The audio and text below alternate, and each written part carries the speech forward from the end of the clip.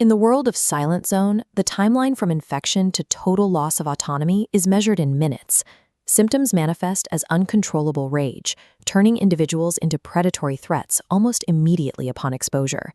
Institutional authority proved unable to contain the spread. Even as the World Health Organization officially announced a global pandemic, local police reports described a situation inside airport premises that had already moved beyond the reach of traditional quarantine protocols. This collapse extended to military intervention. National Guard units were forced to fall back as curfews were ignored and evacuation routes became compromised, leaving civilians to navigate the breakdown of public services on their own.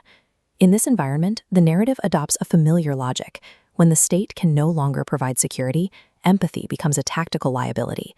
The default strategy for those who remain is to treat every encounter as a potential ambush. Cassius acts as the vessel for this isolationist philosophy. Having witnessed the initial collapse, he survives by a strict code of self-reliance, teaching his ward, Abigail, that their safety depends entirely on staying detached from others. Abigail provides the ideological friction. Despite Cassius's training, she maintains a sense of responsibility towards others, eventually forcing a confrontation with looters when she insists on helping a group of travelers led by a pregnant woman named Megan. This friction sets up the central conflict of the film. Cassius views Abigail's compassion as a threat to their physical safety, while Abigail's actions suggest that survival achieved through total isolation may cost more than he is willing to admit. The immediate consequences of Abigail's empathy support Cassius's cynicism. Their attempt to warn the travelers leads directly to an armed standoff and draws the attention of a feral pack, nearly costing the group their lives before the journey even begins. Cassius's strategy relies on a minimal footprint. A small unit navigates high-threat zones silently, slipping between infected clusters.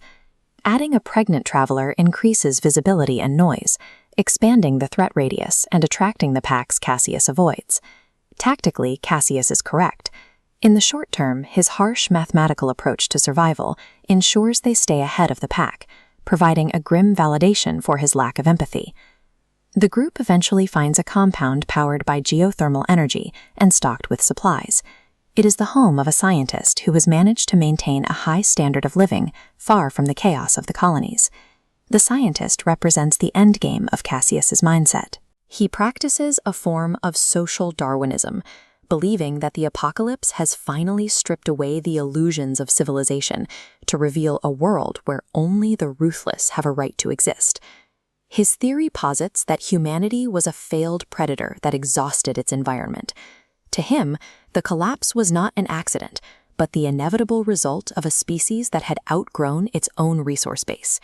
He views the feral infection as an evolutionary correction.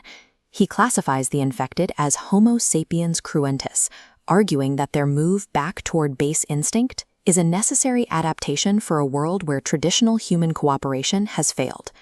The scientist enforces this worldview with technology. He developed a frequency-based device, a specialized dog whistle, that allows him to repel or attract the infected at will, giving him total control over the environment. He uses this control to capture survivors for his research. Cassius and the others aren't guests. They are subjects for Motivator Test 18, lab rats used to see how different types of humans react to the pressure of the new world. Captured and categorized, Cassius is forced to confront the logical conclusion of his own philosophy. The scientist's total detachment from the lives of others is a clinical, more efficient version of the same isolationist code Cassius has used to survive. The scientist demonstrates that survival through the abandonment of human connection doesn't just keep you alive, it transforms you into an entirely different kind of predator, one just as dangerous as the ferals outside. The group eventually reaches King's Harbor, a settlement built on lashing together shipwrecks. This community functions as a direct rebuttal to the scientist's Darwinism, proving that survival is possible through collective effort. The harbor is a feat of engineering, utilizing old dam tunnels to create a massive fortified bunker system. This infrastructure is only possible because 100 people chose to pool their labor and resources rather than wandering the waste alone. The film's climax occurs when the scientist attacks the harbor, using his frequency device to drive a feral pack toward the ships. He intends to prove that a structured society cannot withstand the raw instinct of his evolved predators. During the breach, Megan dies following childbirth. In a world defined by the scientist's logic, her death would be seen as the inevitable result of her vulnerability and the group's choice to protect her. Cassius, however, rejects this conclusion. He chooses to stay and protect Megan's daughter, Hope, formally ending his years of isolation. By adopting the child, he accepts the very vulnerability he previously spent his life avoiding. As the harbor is defended, Cassius executes the scientist. He punctuates the act with a final thematic dismissal of the man's social Darwinist theory. Fuck your evolution. Silent Zone concludes that the next stage of human development isn't becoming a solitary predator. In a world that has lost its institutional safety nets, the true evolutionary advantages are the human capacities for community, self-sacrifice, and the preservation of the next generation.